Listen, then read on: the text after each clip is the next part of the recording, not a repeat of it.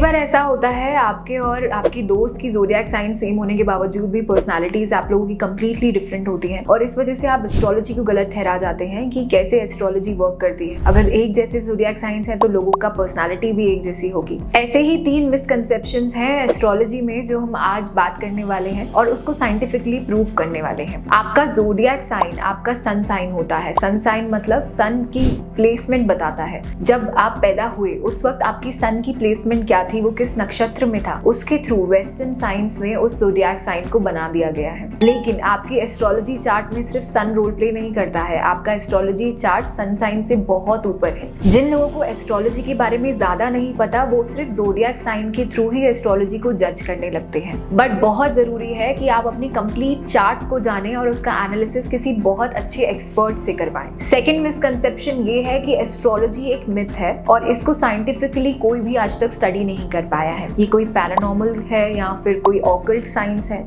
ऐसा कुछ भी नहीं है। आप सबको मून के बारे में और मून के चेंजेस के बारे में तो पता होगा। हम सब साइंस में पढ़ चुके हैं कि कैसे मून चेंजेस और मून के फेसेस को चेंज करने से टाइड्स में भी वेरिएशन आता है, यानी कि वाटर एलिमेंट में अप डाउन होता है।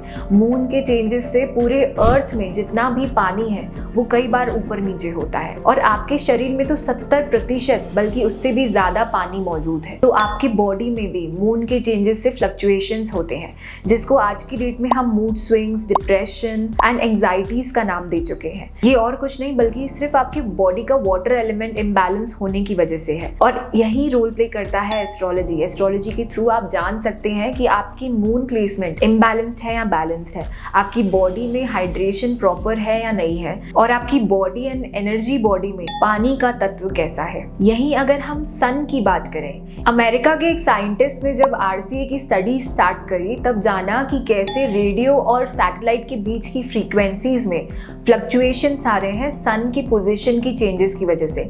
यानी कि सूर्य की पोजीशन जब जब चेंज होती है या फिर उसकी एनर्जी जब उसकी स्ट्रेंथ अप डाउन होती है तब तब हमारे अर्थ पे फ्रीक्वेंसीज फ्लक्चुएट होती हैं और हमारे इर्द गिर्द भी हर चीज फ्रीक्वेंसी पर ही तो है। ये तो रही बात मून एंड सन की। ऐसे ही सारे प्लैनेट्स आपकी बॉडी में बहुत लेवल तक फ्लक्चुएशंस क्रिएट करते हैं जिसको एस्ट्रोलॉजी के थ्रू ही स्टडी किया जाता है। Third and the most important doubt in everyone's life इस कि कैसे इतने बड़े बड़े इश्यूज हुए हैं, जब बड़े बड़े एक्सीडेंट्स हुए हैं, वॉर्स हुए हैं, तो लगातार हजारों में लोगों की मृत्यु हुई है।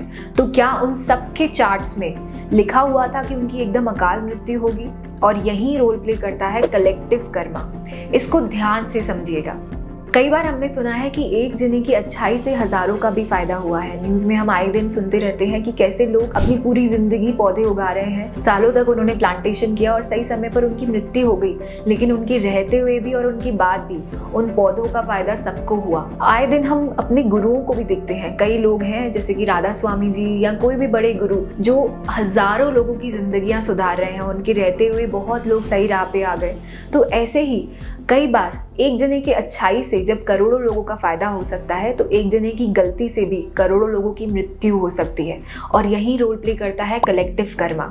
एस्ट्रोलॉजी एक बहुत सटल आर्ट है और इसका मानना नहीं मानना हर इंसान पे डिपेंड करता है, लेकिन अगर ये विद्या हमारे हिंदुस्तान में करोड़ों सालों से चल रही है तो जरूर इसमें कुछ ना कुछ सच्चाई मौजूद होगी।